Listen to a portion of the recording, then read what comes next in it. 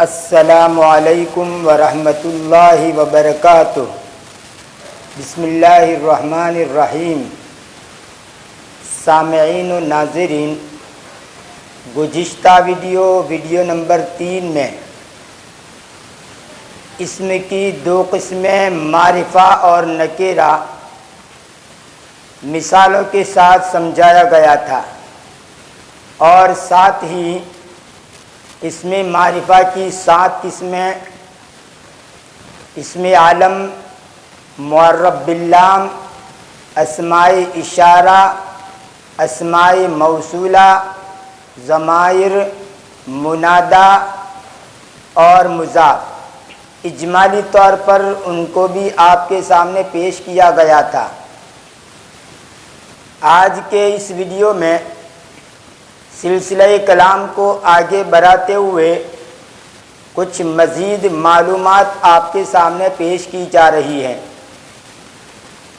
سب سے پہلے تو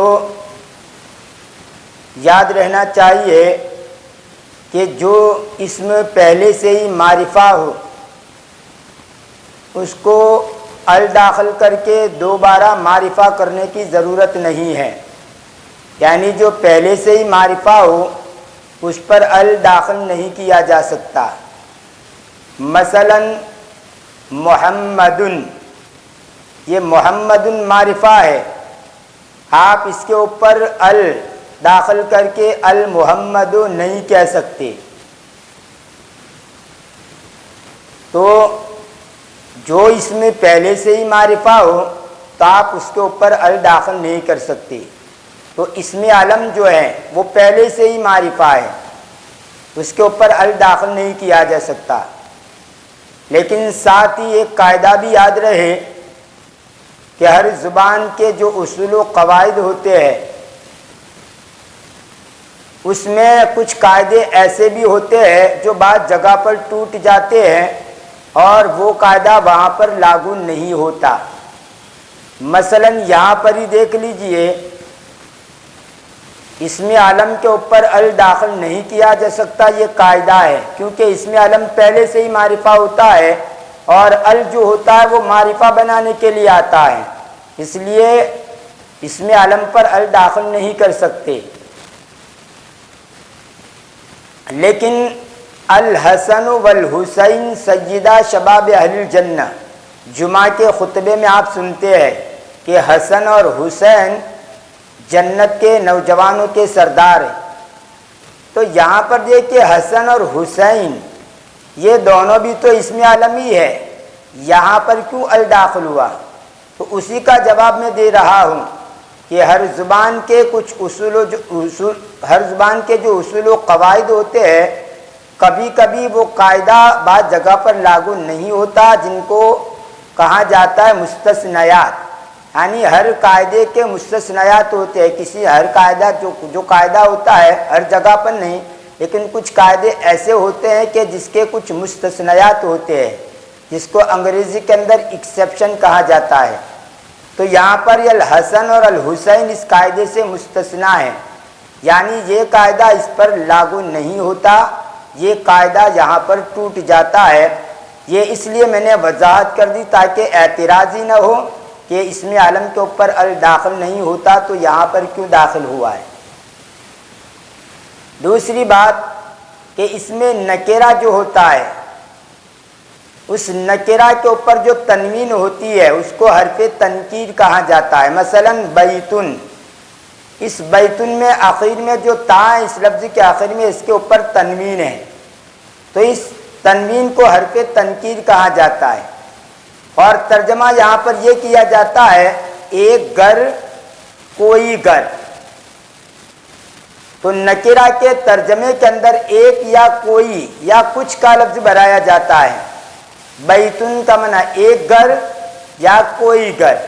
اور اگر میں معاون کہوں، معاون، تو وہاں پر تو آپ یہ نہیں کہہ سکتے ایک پانی، کیونکہ جو چیزیں انکاؤنٹیبل ہو، جن کو گنا نہ جا سکتا ہو، جیسے پانی ہے، معاون، چائے ہے، شایون، کافی ہے، قہوتن، آپ اس کو گن نہیں سکتے۔ ایک چائے، ایک دودھ، یا ایک کافی، اس طرح آپ گن نہیں سکتے۔ کپ کا ایک پیالہ تو کہہ سکتے، ایک کپ چائے، 2 کپ چائے تو کہہ سکتے ہیں، لیکن چائے کو نہیں گن سکتے۔ تو جو چیزیں انکاؤنٹیبل ہوتی ہے آپ اس کو گن نہیں سکتے، اس لیے وہاں پر تو 1 2 سوال ہی نہیں۔ اس لیے ماؤن کا ترجمہ آپ کریں گے کچھ پانی، شائن کا ترجمہ کریں گے کچھ چائے، لبن کا ترجمہ کریں گے کچھ دودھ، قہوتن کچھ کافی۔ تو خیر نکرہ کے اوپر جو تنوین ہوتی ہے اس تنوین کو کہا جاتا ہے حرف تنکیر، جس کا ترجمہ ایک یا کوئی یا کچھ سے کیا جاتا ہے۔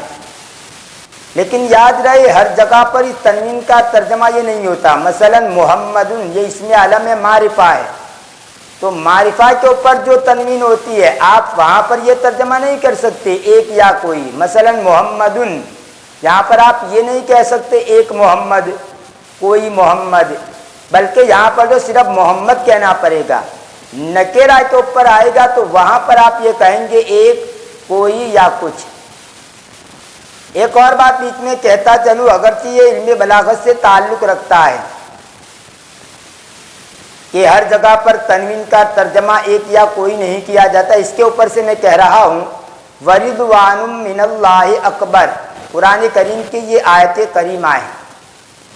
اب جو ابتدائی طالب علم ہوگا وہ تو اس کا ترجمہ یہی کرے گا، رضوان اللہ سے برا ہے، جیسے زید اکبر من خالد، زید من خالد، خالد سے اکبر برا ہے۔ تو اسی طرح یہ لفظ لگتا ہے، یہ عبارت لگتی ہے وَرِضْوَانٌ مِّنَ اللَّهِ اکبر۔ لیکن یہاں پر سمجھیے یہ رضوان جو ہے اس میں جو لفظ کے آخری میں نون کے اوپر جو تنوین ہے، یہ تنوین معمولی کا مطلب دیتی ہے، یعنی معمولی رضامندی۔ اس تنوین کا ترجمہ یہاں پر کریں گے معمولی، ایک یا کوئی نہیں کریں گے۔ جیسا کہ نکرہ کے اندر میں نے کہا کہ نکرہ جو ہے اس نکرہ کا ترجمہ ایک یا کوئی سے کیا جاتا ہے، لیکن موقع محل دیکھ کر ترجمہ ہوتا ہے۔ اب یہاں پر آپ ترجمہ کریں گے کیونکہ قرآن کریم کی آیت ہے اور قرآن کریم کے اندر علم بلاغت بھی ہے۔ علم بلاغت کا مطلب ہوتا ہے جس کے اندر علم بیان، علم معنی اور علم بدیع کو بیان کیا جاتا ہے۔ مستقل یہ فن ہے جس کو اس ویڈیو کے اندر سمجھایا نہیں جا سکتا، مستقل فن ہے، وہ تو آپ پڑھیں گے تو اندازہ ہوگا علم بیان کیا چیز ہے۔ قرآن کریم کو سمجھنے کے لیے علم بیان کا علم ضروری ہے، علم بلاغت کا جاننا ضروری ہے۔ تو علم بلاغت کے اندر 3 چیزیں آتی ہے، علم بیان، علم معنی اور علم بدیع۔ یہ بھی پھر مستقل فن ہے، تینوں فن علم بلاغت کے اندر بیان کیے جاتے ہیں۔ تو قرآن کریم کو سمجھنے کے لیے علم بلاغت جاننا ضروری ہے، کیسے کیسے نکات اس کے اندر بیان کیے جاتے ہیں اور کس طرح کی باتیں ہوتی ہے، وہ تو جاننے سے تعلق رکھتی ہے، میرے زبان سے کہنے سے آپ سمجھ نہیں پائیں گے۔ خیر، تو وَرِضْوَانٌ مِّنَ اللَّهِ اکبر، یہاں پر ترجمہ یہ کریں گے کہ اللہ کی طرف سے معمولی رضامندی، یعنی اللہ کی طرف سے کچھ بھی رضامندی مل جائے، معمولی بھی اللہ راضی ہو جائے تو بہت بڑی نعمت ہے۔ یہاں پر اکبر کہا، کبیر نہیں کہا، کیونکہ تقابل بتلانا ہے، ہر چیز سے بری ہے۔ اس میں تفصیل کا جب چیپٹر آئے گا، بیان آئے گا، وہاں تفصیل سے بیان کروں گا۔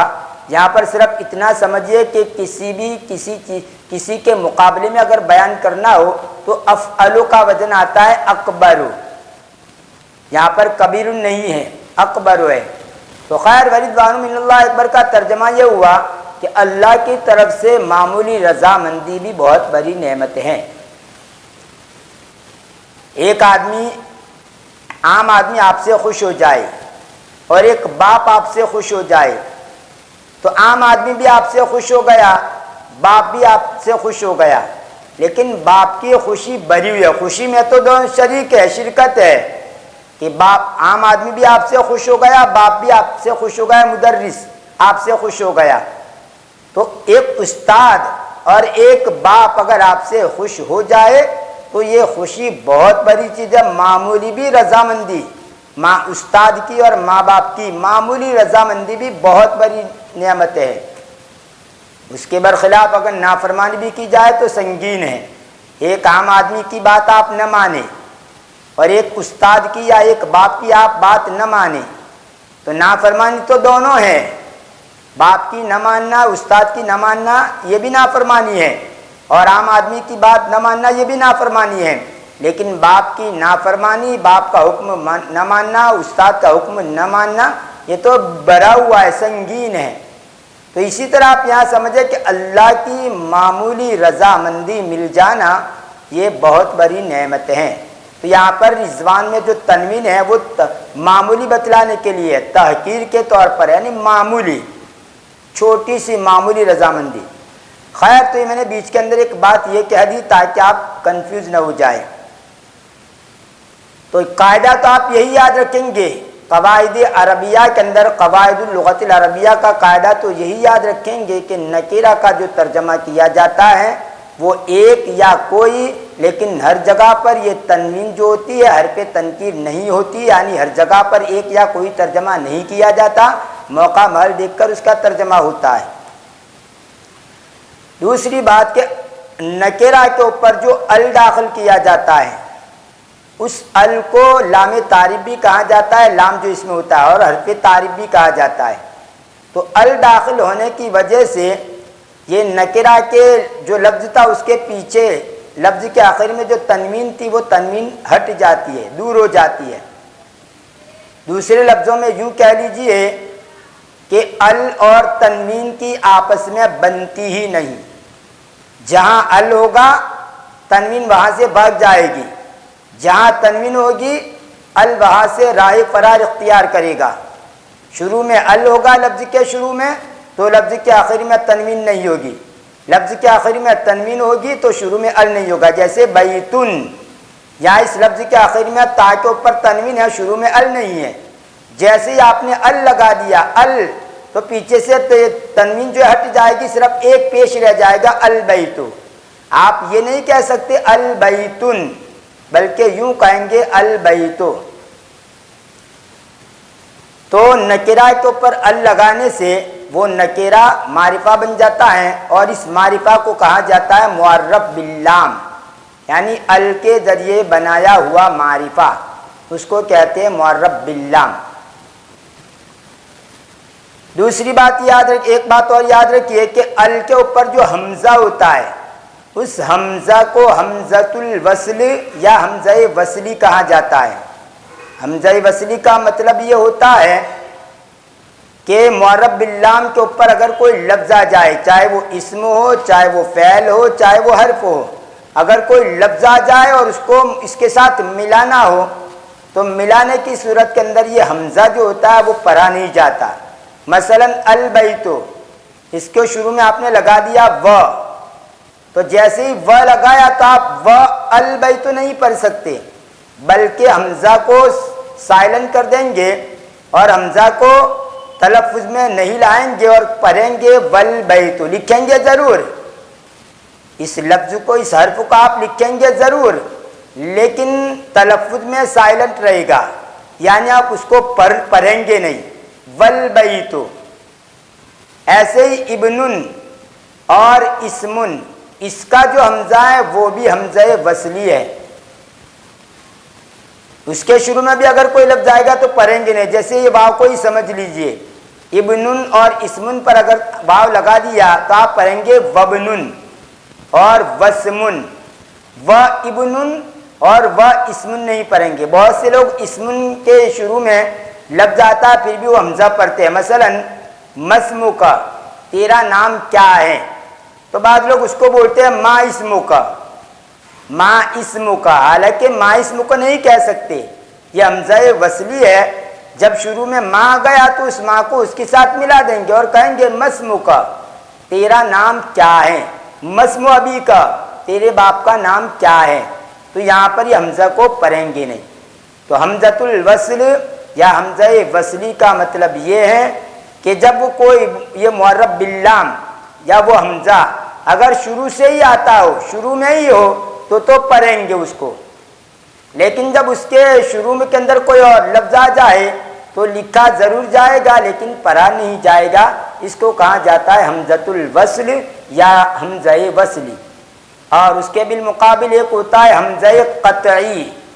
حمزہ قطعی کا مطلب یہ ہوتا ہے کہ وہ حمزہ ملانے کی صورت میں بھی پڑھا جائے۔ میں ایک مثال سے دوں، مثلا بابی افعال کا امر کا جو حمزہ ہے، مثلا ارسل سے امر کا صیغہ ہے ارسل، ارسل یعنی تو بھیج۔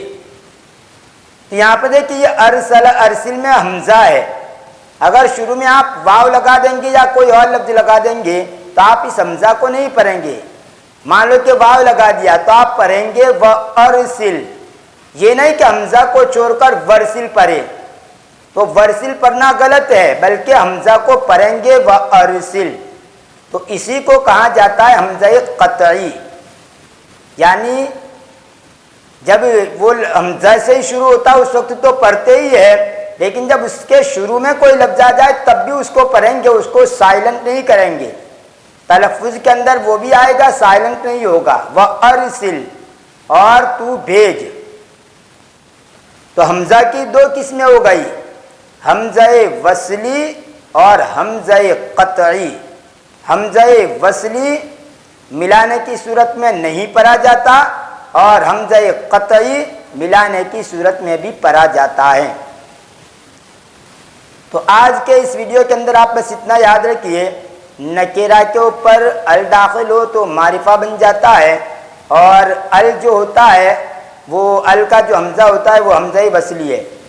اور ابن اور اسم کے سلسلے میں ایک بات یہ بھی یاد رکھیے کہ اگر کبھی کبھی یہ الابن اور الاسم وہ کبھی کبھی وہ لام زیر جو لام کو دے دیا جاتا ہے، الابن، الابن میں جو حمزہ ہوتا ہے وہ لام کو دے کر الابن پڑھا جاتا ہے تو الابن لیکن پڑھا جاتا ہے الابن۔ ایسی الاسم لیکن پڑھا جاتا ہے الاسم۔ عام بول چال کے اندر اس کا لحاظ نہیں رکھا جاتا، لیکن یہ قاعدہ یاد رکھیے، جیسے قرآن کریم کے اندر ہے بئس الاسم الفسوق، تو ہے تو بئس الاسم، بئس الاسم، لیکن پڑھیں گے کیا؟ بئس الاسم۔ یہ قرآن کریم کی آیت ہے بئس الاسم الفسوق، تو یہاں پر اسم کا جو حمزہ ہے اس کا جو زیر ہے وہ لام کو دے دیا گیا ہے، بئس الاسم، جو ال داخل ہوا اس کو دے دیا گیا۔ تو ایک بات اس کو بھی ذہن میں بٹھا لیجئے۔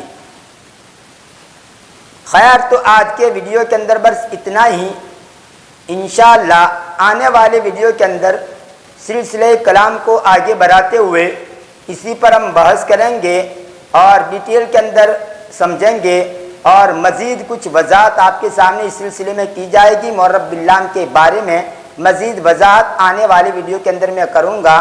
آج کے ویڈیو میں جو بیان کیا گا بس اتنا یاد رکھیے۔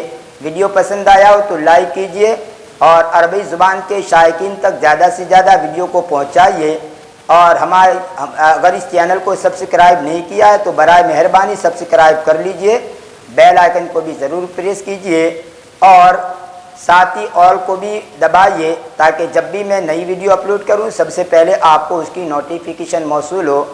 جو لوگ ابتدا سے ہی عربی زبان سیکھنا چاہتے ہیں، بنیادی طور پر ابتدا سے سیکھنا چاہتے ہیں، تو اس چینل کی پلے لسٹ میں جائیے اور دروس اللغت العربیہ جو کتاب ہے ان کا پہلا اور دوسرا حصہ ترتیب سے دیکھ لیجئے۔ انشاءاللہ ان اسباق کو آپ ترتیب سے دیکھیں گے تو آپ کو کچھ نہ کچھ عربی زبان کی سمجھ بوجھ آ جائے گی، اور عربی زبان کی بنیادی باتیں آپ کے سامنے کھل کر آ جائے گی۔ ملتے ہیں اگلے ویڈیو میں، دعا میں یاد رکھیے، فی امان اللہ۔